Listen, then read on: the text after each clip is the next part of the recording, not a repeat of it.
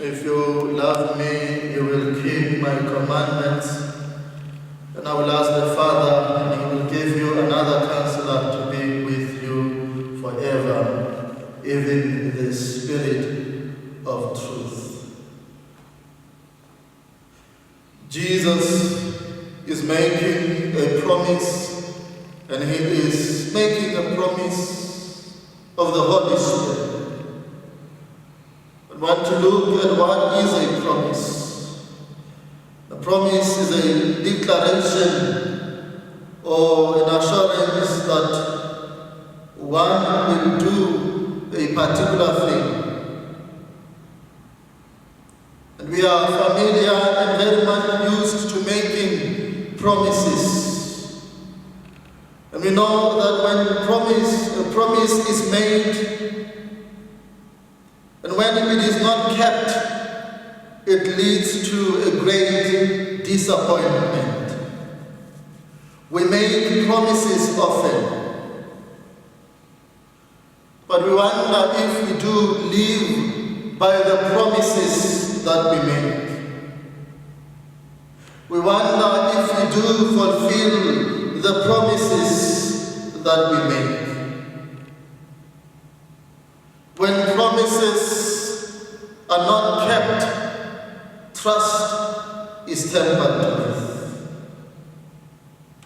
And we know that when a promise is made, there is also an element of trust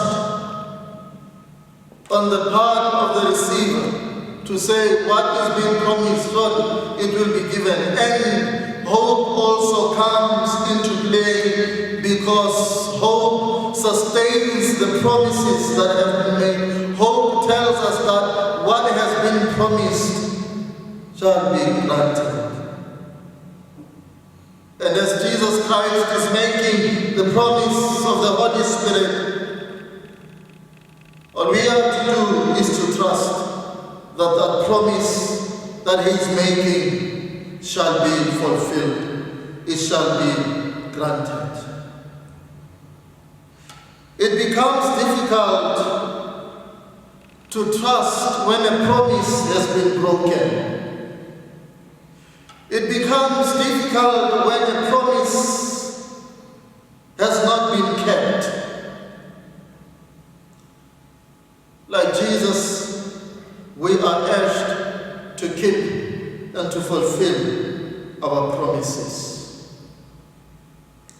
And in fact, in John chapter 16, verse 17, he says, "It is best for you that I go away, because if I don't go, the Advocate won't come. If I go away, then I will send him to you." And as we are preparing for that coming of the Holy Spirit, as we are preparing for Pentecost, we remember what will happen in Pentecost. That the promise that Jesus Christ is giving will be fulfilled during Pentecost. And it will be a reminder that Jesus fulfills his promises.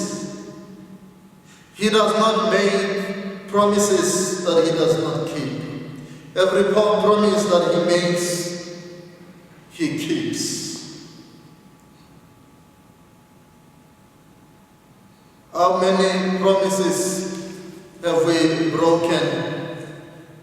How many promises have we not kept? How many promises have we not fulfilled?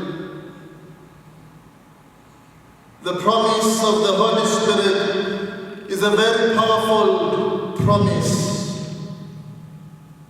because it is an assurance of the transforming power that will be given to us.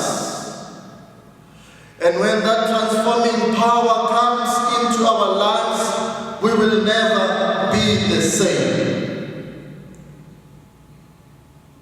We are not given the Holy Spirit in order to be dormant, but we are given the Holy Spirit so that we can live with purpose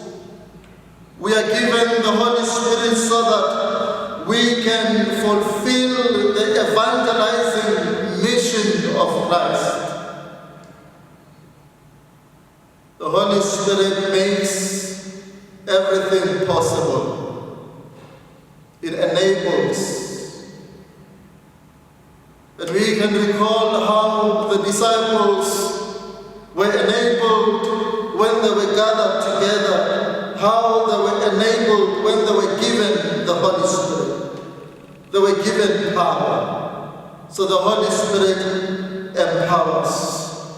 The Holy Spirit equips, and it equips us to bear testimony or to become witnesses to the work of God. Without the Holy Spirit, we cannot serve God adequately. In order to fulfill the mandate of Christ, we must be docile to the Holy Spirit. The power of the Holy Spirit must be allowed to transform our lives, as it did to the apostles. We know how their lives were transformed, how they became bold enough to bear testimony to Christ, how they went around to proclaim Jesus as Lord, even when their lives were threatened. But because the Holy Spirit empowers, the Holy Spirit enables. Our faith is deep and hard to understand. That is why on our own we can never fathom what our faith is all about. But it is through the Holy Spirit that we can begin to understand what we are all about in faith.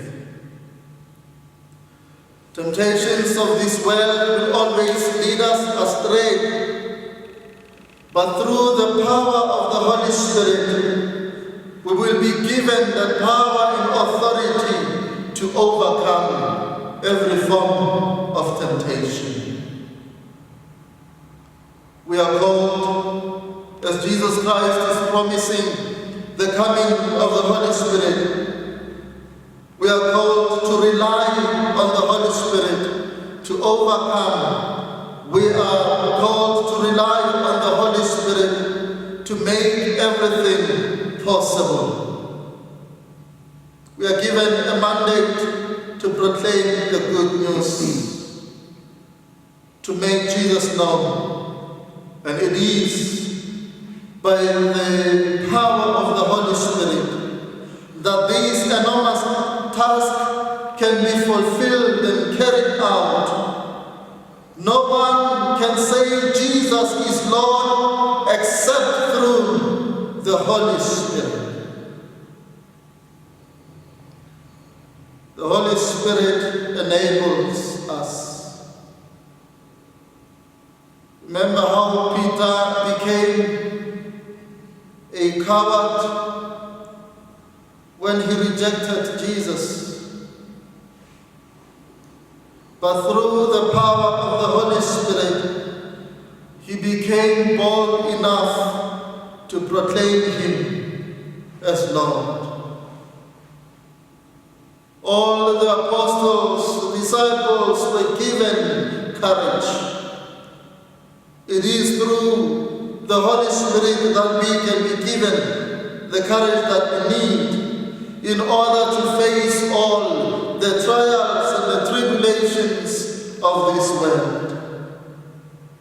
We recall how, prompted by the Holy Spirit, some of the apostles became martyrs, and many believers became martyrs. Because the Holy Spirit always gives us strength. And it is the Holy Spirit that can sustain our faith in the Lord. The Holy Spirit enables us not to succumb to the lures of the flesh. The Holy Spirit gives us the strength to follow the narrow path rather than the wide one. It is the Holy Spirit that can help us navigate the rough waters of the world.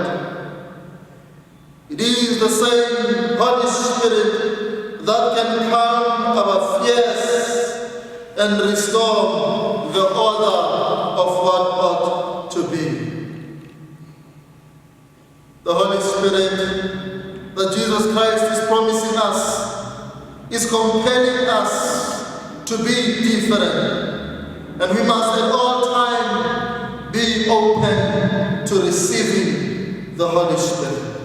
It is by receiving the gifts of the Holy Spirit that we can begin to do things that are worth remembering.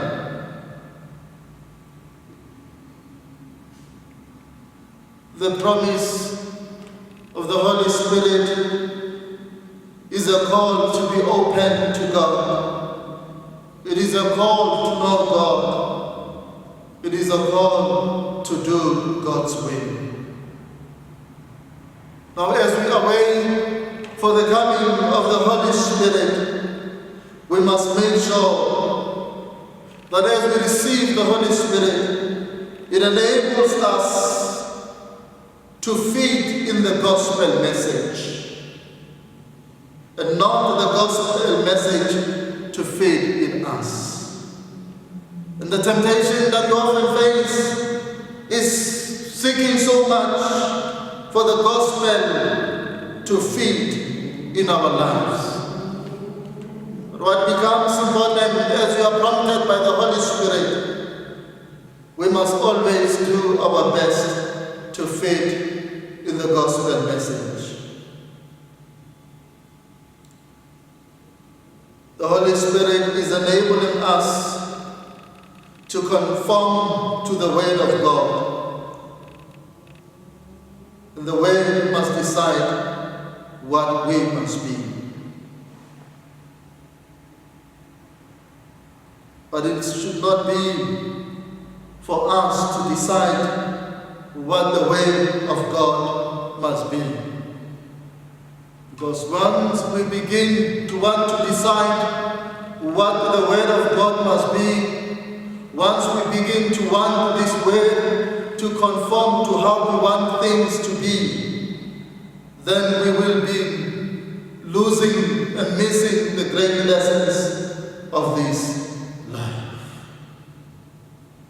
The message of Christ must never be distorted, and it is through the Holy Spirit that we can pay attention to every lesson that is carried by the message of Christ. Let us be ready to the promise of the Holy Spirit that during the day of Pentecost, our hearts must be ready enough to receive and allow ourselves to be prompted by the Holy Spirit in all the situations of our lives. We are much stronger when we allow the Holy Spirit to be there.